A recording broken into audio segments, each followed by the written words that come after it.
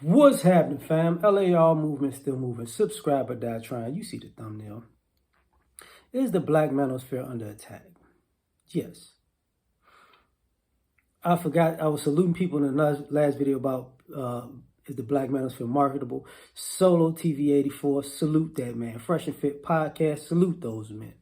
You know, I was missing people. I knew I was. Anyway, it seems like if all else fails, attack the black manosphere. That's what this is. If all else fails, attack the black manosphere. Now, I made a video about Mike Rashid. I like Mike Rashid, so this ain't about Mike Rashid. I'm going to just say that like that. But I was listening to another content creator. What is that? I want to say it was The Business. I want to say that was TBA. And it's like, I like TBA. But, you know, people like taking shots at Kevin Samuels for no reason, to me. And that's one thing. But Kevin Samuels he has grown to a space of his own. Salute to him once again. Now, what I find interesting is you got people who do what TBA does and who do what Boyce Watkins does. There's a few other brothers who do this, actually. You can say Tommy Sotomayor did it too. He definitely did it. The black manosphere was like a niche thing, right? And it started growing, and it started being it became somewhat of a hydra, and brothers like whatever, and then I think the impact became bigger and bigger and bigger. So you see these guys, men and women, can't just blame men, but men and women take their opportunity to take shots at it while at the same time saying the same things that the brothers are saying. So now, all of a sudden, we're crazy, we're unbalanced, we're, you know, off the chain, but you saying the same thing we're saying, but the difference is now, you know, you invented us, and, you know, we wouldn't be nowhere without you, and you know, you invented the word the, and you invented 2 + 2 is 4, and you're the real archetype for everything that everybody is talking about. And it's like, you know, this space didn't really, and this space has gotten at people before. Don't get that twisted, because, you know, we're not sitting here like angels, not finna play that game, because we haven't. Some of us has poked people for no reason also. So in some ways, it's karma just from different people, right? So the thing about it is, what you're looking at is people who are like, okay,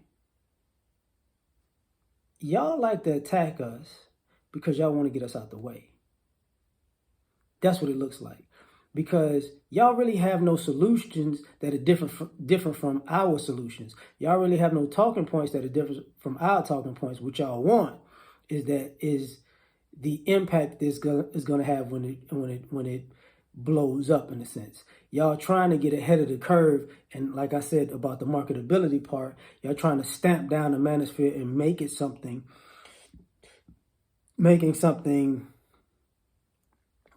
egregious when it's not. You know, y'all basically this is the black birth of a nation, not the Nate Parker version, but the white version. So you got people online doing the birth of a nation thing, where I'm going to give you a bad rap before you get out there publicly. So blah, blah, blah, you know, so everybody goes, oh, I know who they is. They're the scourge. They got a scarlet letter.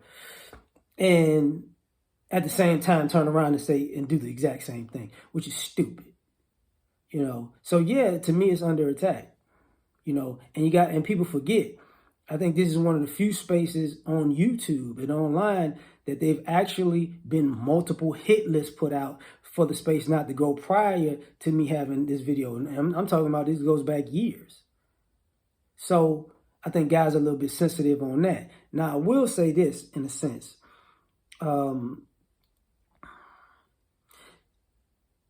Some of us do have to accept critique. We can't give out critique and not be willing to accept critique. Like constructive criticism goes both ways. I definitely believe that. Um, that being said,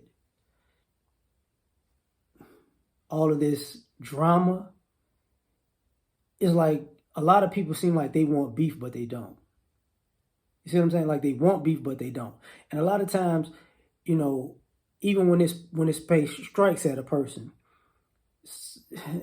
a lot of those times it's not unjustified. Because see, a lot of people, attack the Black Manosphere in a subliminal kind of space. And people are, I know who you're talking to. So let me respond to you. So now you're finna get a response. You violate, we demonstrate. And then that becomes oh, I feel for my life.